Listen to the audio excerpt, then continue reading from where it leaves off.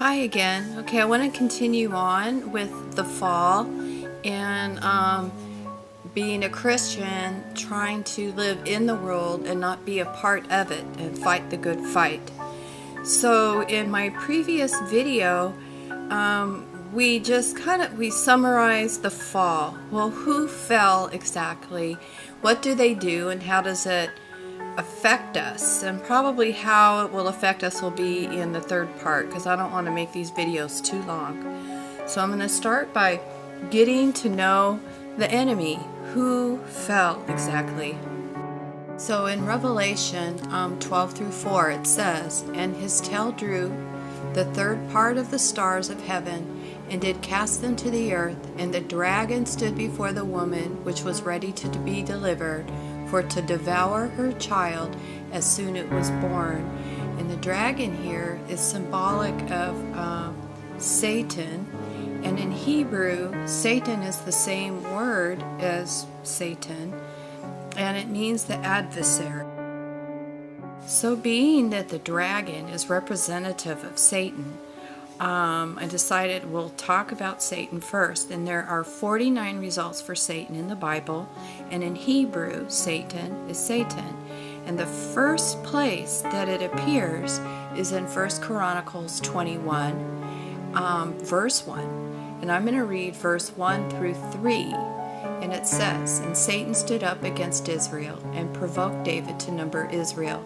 And David said to Job and to the rulers of the people, Go number Israel from Beersheba even to Dan, and bring the number of them to me, that I may know it. And Job answered, The Lord made his people 100 times so many more as they be. But my lord the king, are they not all my lord's servants? Why then does the Lord require this thing? Why will he be a cause of trespass to Israel?" And if you are familiar with the story, it goes on, the result, of Satan wanting to stand up against Israel and putting this idea into David was horrid for Israel. In verse 7 it says, "And God was displeased with this thing, therefore he smote Israel. Then David said unto God, I have sinned greatly because I have done this thing. But now I beseech thee, do away the iniquity of thy servant, for I have done very foolishly."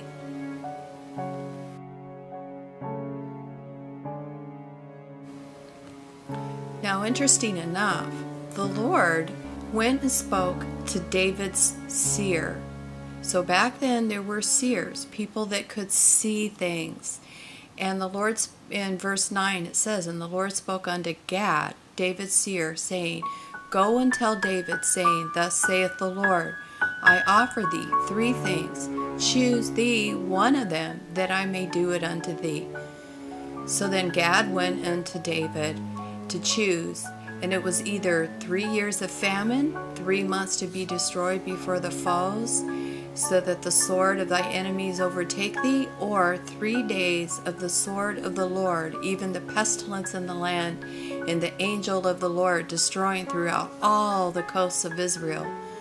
Now what's interesting here is that the Lord is using what we would call a destroyer, right?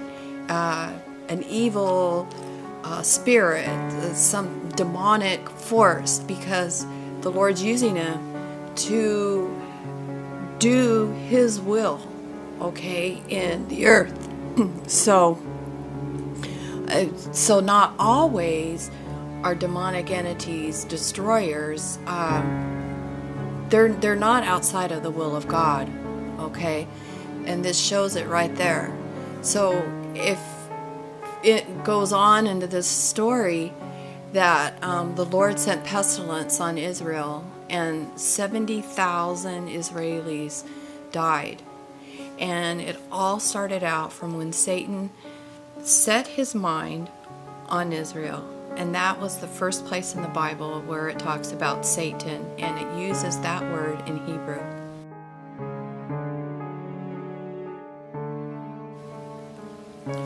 Interesting enough, the second place that is listed in the Bible is in Job 1 through 6. Now, and I want to start with verse 5. It was so, when the days of their feasting were gone about, that Job sent and sanctified them, and rose up early in the morning, and offered burnt offerings according to the number of them all.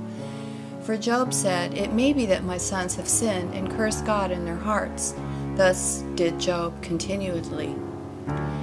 Verse 6, it says, Now there was a day when the Son of God came to present themselves before the Lord, and Satan came also among them.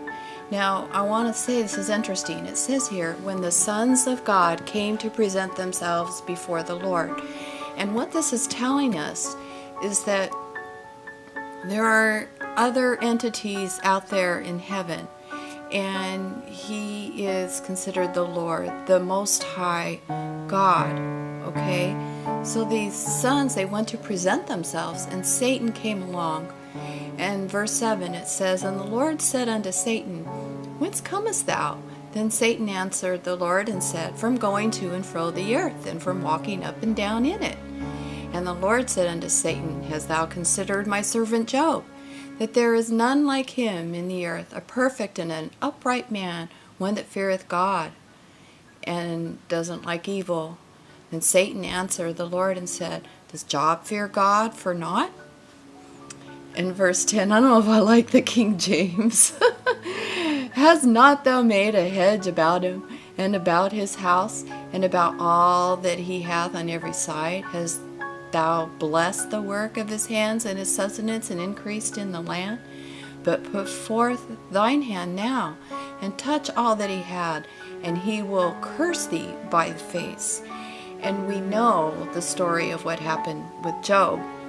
Okay, so Satan again had to come before the Lord, and he got permission to prove that Job would in the end be a horrible person and curse God and die.